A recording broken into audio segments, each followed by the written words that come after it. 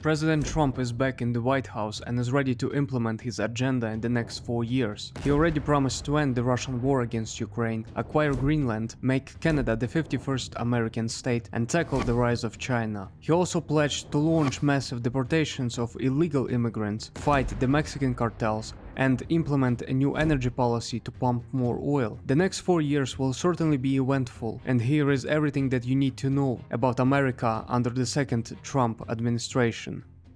Improving the economy has been a central talking point of Trump's campaign. He blamed Biden's energy policy on high prices at the gas stations that contributed to the rise of inflation and resulted in a cost of living crisis. One of Trump's promises during the campaign was to decrease the price of oil and reverse Biden's energy policy. One of Biden's policies included the cancellation of the Keystone XL pipeline, which was planned to transport crude oil from Canada to US refineries. Another policy was to halt new oil and gas leases on federal lands and waters in places like Alaska and the Gulf of Mexico. When Russia invaded Ukraine in 2022, global energy prices skyrocketed as there was fear that global oil supplies would not cover the demand because of the Russian disruptions. This led to even higher inflation and higher prices, which in the end crushed Biden's and Harris' re-election chances, as the energy policy during their administration was in part responsible for the crisis. With Trump back in the White House, we could expect the cancellation of certain regulations that could lead to an increase in domestic oil production. But there is also a risk to Trump's plan. For over 2 years, the Saudi-led OPEC Plus cartel has been artificially decreasing their oil production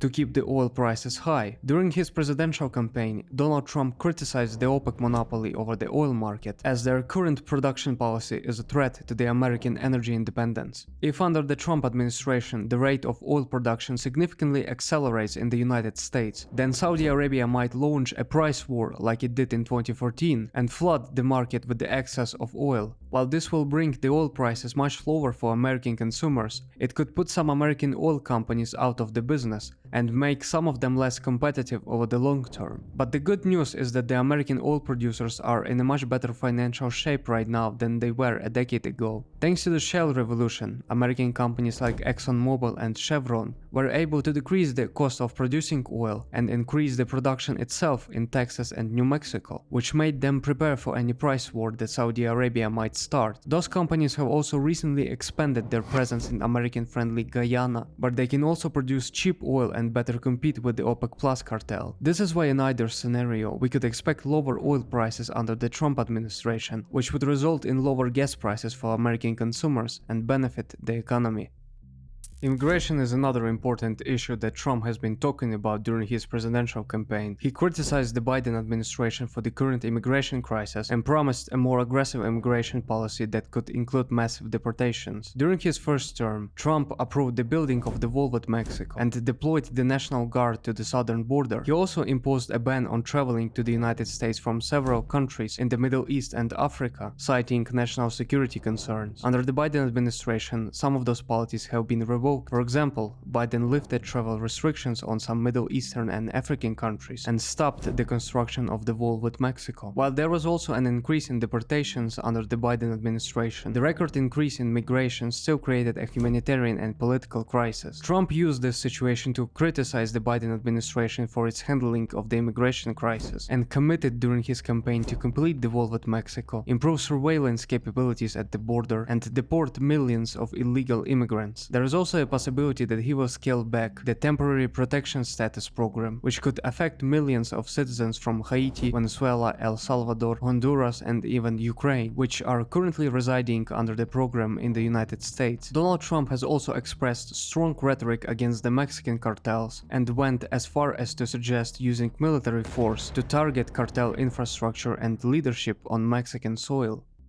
Throughout his political career, Donald Trump has constantly criticized the fact that the United States has a big trade deficit, which implies that the country imports significantly more goods and services than it exports. While this is a good thing for American consumers, as it makes the prices for goods cheaper, it also means that some American industries are losing domestic clients to foreign businesses. Trump went as far as to say that other countries are taking advantage of the United States. The main reason why the United States has a big trade deficit is because of the fact that that, after the end of World War II, it emerged as a leading great power, with a functioning economy since the war devastated Europe and Asia the most. In the aftermath of the war, the United States provided aid to its allies through the programs like the Marshall Plan and others, which helped rebuild Western Europe and Japan, and also expanded American influence overseas. During this time, the United States had a trade surpluses, as it exported more than it was importing thanks to its reconstruction efforts across the globe. In the 1960s, the balance began to shift. Back then, Western Europe and Japan began to economically recover and became competitive producers in the manufacturing sectors like automobiles and consumer electronics. At the same time, the demand for consumer goods increased in the United States, which led to a change in the trade balance as the country began to import more goods than it exported. Since that time, the United States has been constantly running trade deficits. The American companies themselves moved their production to countries like Japan, South Korea, China, Vietnam, Bangladesh, and others because of their rising manufacturing capabilities and cheaper labor prices in comparison to the United States. The American car and steel industry experienced the biggest decline in the last few decades, and while American consumers received cheaper goods from foreign countries, its working class suffered. That is why states like Pennsylvania and Ohio, which experienced a widespread loss of jobs and businesses because of globalization, choose Donald Trump, who promised to return American jobs back home. One of the ways to do so is by implementing tariffs on imports from other countries to make it more attractive for businesses to move production to the United States and decrease the trade deficit. Tariffs are also an instrument of trade wars that are used to renegotiate trade deals with other countries. During his first term as president, Trump already implemented tariffs against Canada, Mexico, the European Union, and China, and worked with them on new trade deals. Now that he is back in the White House, we could expect the same thing to happen again.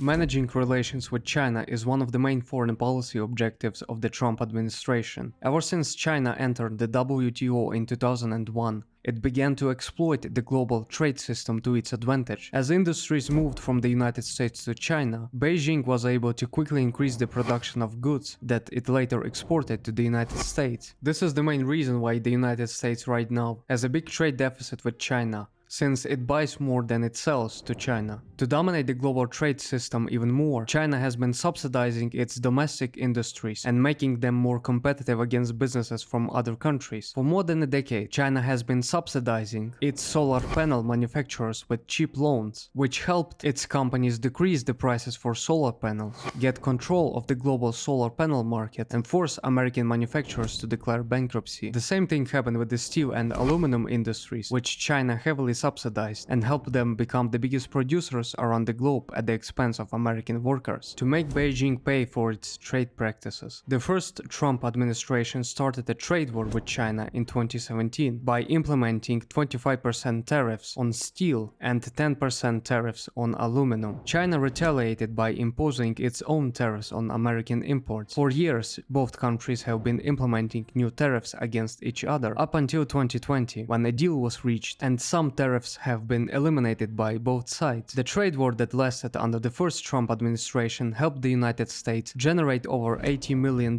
in additional revenue, but the prices for consumers have risen and the federal government was forced to provide aid to American farmers who lost access to the Chinese market. For China, the trade war forced the country to diversify its exports to other markets, but also slowed down its economic growth to the lowest levels in decades. Later, the Biden administration continued the trade war by preventing China from getting access to the advanced chips by implementing export restrictions on companies like AMD and Nvidia. By working with its allies like Japan and the Netherlands, the United States was also able to limit the exports of equipment that could produce the most technologically advanced chips to China. Under the second Trump administration, we should expect the continuation of the trade war, since Trump himself said during the campaign trail that he is willing to impose new tariffs on Chinese goods. Such actions could improve the American trade balance, continue to bring manufacturing back home, and negatively affect the Chinese economy even more. We could also expect a more aggressive foreign policy to limit China's global reach. The first Trump administration was already working on strengthening the American presence in the Indo-Pacific region by reviving the Quad format with Japan, Australia, and India. It also worked on establishing better relations with South Korea, Taiwan, and the Philippines to strengthen the American presence in the first and and second island chains. Under the second Trump administration, we could expect a similar approach to strengthen the American presence in the Indo-Pacific region. To limit China's reach in the Western Hemisphere, Trump floated the idea of reclaiming control of the Panama Canal, acquiring Greenland, and making Canada the 51st American state. When it comes to Panama, Trump has criticized the involvement of Chinese firms in helping the government of Panama operate a vital trade route that is of the big importance to the United States. As for Greenland, it has a strategic location in the Arctic region, where China is increasing its influence. Canada, on the other hand, has experienced an increase of Chinese economic activities on its soil in recent decades. The Trump team believes that such proposals will limit China's global ambitions, but they are already facing backlash in Panama, Canada, and Denmark, which is currently the owner of Greenland, as it could be seen as an attack on sovereignty of other countries. Last year, during the campaign trail, Trump promised to end the Russian war against Ukraine and restore peace in Europe. To do that, he made a series of appointments to his cabinet that will work to achieve that goal. The senator from Florida, Marco Rubio, will serve as Trump's Secretary of State. The role of the National Security Advisor will be held by the Republican Congressman Mike Waltz, while the role of the Special Envoy for Ukraine and Russia will be held by the retired General Kit Kellogg. Out of all of those appointments, Kit Kellogg so far is the only one who has presented a plan to end the Russian war against Ukraine. The key components of the plan include the ceasefire along the current line of contact, to halt hostilities and begin the negotiation process. If Russia decides not to engage in negotiations, then Kellogg's plan proposes an increase of American military aid to Ukraine. At the same time, if Ukraine is not interested in the talks, then the United States might decide to cut the military support to Kyiv. The plan also includes the suspension of Ukraine's NATO aspirations and the gradual lifting of sanctions against Russia if it negotiates in good faith. There were also proposals to deploy the peacekeeping forces to Ukraine to maintain the ceasefire and stability in Europe. The Trump administration itself floated the idea of encouraging European allies to send forces to Ukraine to maintain peace, and countries like France and the United Kingdom might play a leading role in maintaining peace if a ceasefire deal is reached. While Russia criticized the latest proposals, and especially the deployment of peacemakers to Ukraine, Moscow doesn't have a lot of leverage at this point. It relies on North Korea for additional manpower, it also relies on Iran for ammunition, and its economic conditions are not improving because of the rising inflation. Trump himself admitted that Russia lost over 600,000 soldiers in Ukraine, while the fall of the Moscow-backed Assad regime in Syria shows that it cannot significantly expand its influence around the globe at this point. In the end, time will tell whether the Kellogg plan will be implemented and whether the Trump administration manages to restore peace in Europe. At the same time, no matter what approach the Trump administration will take, its outcome will be felt across the globe, and it will define the Trump legacy.